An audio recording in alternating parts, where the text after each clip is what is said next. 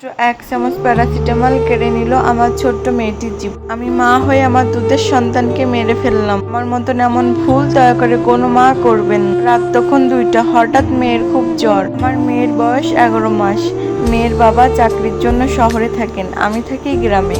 শ্বশুর বাড়িতে শ্বশুর শাশুড়ির কথাই শেষ কথা। এত রাতে আমার মেয়েটা কাঁদতেছিল। জ্বরের ঘরে মেয়েটা ছটফট করতেছিল। মেয়ের কান্নায় শাশুড়ি বিরক্ত হয়ে এসে বলে, বাচ্চা রাতে এত কান্নাকাটি করলে অন্য মানুষজন ঘুমাবে কি করে? বাচ্চাকে কিছু খেতে দাও না, কাঁদে কেন এত?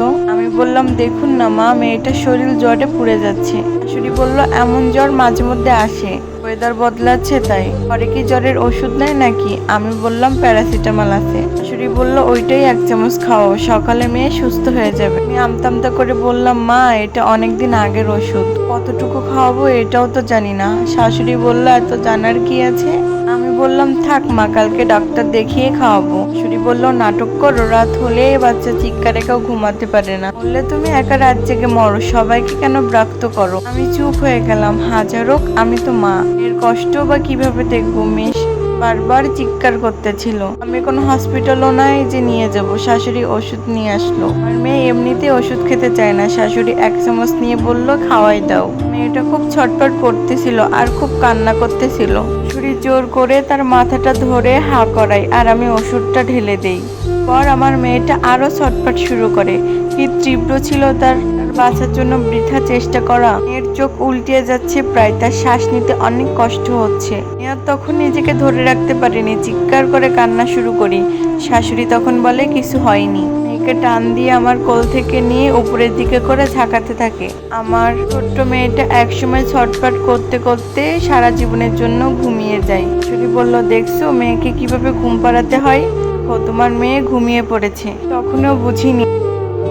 আমি একটা স্বস্তির নিঃশ্বাস নিয়ে মেয়ের বিছানা রেডি করতে লাগি। কোল থেকে আমার কোলে নিতে গিয়ে খেয়াল করি আমার মেয়ে তো নিঃশ্বাসই নিচ্ছে না। আমি চিৎকার করে উঠি, আল্লাহ গো বলে। সবাই আমার রুমে চলে আসে। বলি, আল্লাহ গো, আমার মেয়ে তো নিঃশ্বাস নিচ্ছে না, তাড়াতাড়ি গাড়ি আনেন, আমার মেয়েকে হসপিটালে নিতে হবে। শাশুড়ি বলে, তুমি কি পাগল? আমি মাত্রই না তাকে ঘুম পড়ালাম। আমি বললাম, আপনি তো খুব বিরক্ত হয়েছিলেন, তাই হয়তো শেষ ঘুম পাড়িয়ে দিয়েছেন। মেয়েকে তখন বুকে জড়িয়ে কেঁদে কেঁদে স্বামীকে কল দেই। আমার শ্বশুর এসে বলে, এত রাত্রে কি নাটক শুরু করছো? একটু আগেই তো কত কান্নাকাটি শুরু করে দিয়েছিলে। আমি বলি, দেখুন আব্বা, আমার মেয়েটি আর শ্বাস নিচ্ছে না, দয়া করে গাড়ি আনেন, আমি মরে যাবো আমার মেয়ের কিছু হলে।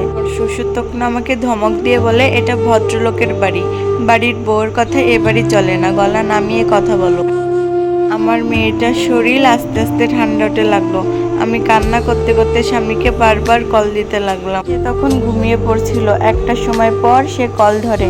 আমি তাকে সব কথা বলি। যার হোক, সে তো বাবা, সে তার পরিচিত একজনকে কল দিয়ে গাড়ি নিয়ে যেতে বলে। 40 মিনিট পর গাড়ি আসলো। শ্বশুর শাশুড়ি সবাই বাধা দেয় যেতে।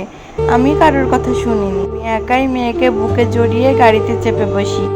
আমার কান্নায় ড্রাইভার পর্যন্ত কেঁদেছিল। মন গলেনি আমার শ্বশুর শাশুড়ির কারোর। সময় পর হসপিটালে এসে পৌঁছায়। আমার মেয়েকে ইমার্জেন্সিতে নেওয়া হয়। ওখানের একজন ডাক্তার আমার মেয়েকে মৃত বলে ঘোষণা করে। বুকে সে কয়েক ঘন্টা আগে ঘুমিয়েছিল, এখন সে নেই। এটা আমি মা হিসাবে কি করে মানবো? তখন ডক্টরকে বলি, আপনি ভালো করে দেখুন, আমার মেয়ে বেঁচে আছে। ডক্টর আমার মনের অবস্থা বুঝতে পারে। তখন সে জানতে চায় কি হয়েছিল। আমি তাকে সবকিছু খুলে বলি। তারপর আমার মেয়েকে নিয়ে যান তিনি। বিভিন্ন পরীক্ষা নিরীক্ষা হয়। ততক্ষণে সকাল হয়ে গিয়েছিল আর আমার স্বামীও চলে এসেছিল। একটা সময় পর ডক্টর আমার মেয়েটাকে নিয়ে আসে। আমি তখনও আশায় বুক বেঁধেছিলাম। ডক্টর আমাকে বলে, প্যারাসিটামল কান্নার অবস্থায় খাওয়ানোর ফলে সেটা ফুসফুসে চলে গিয়েছে।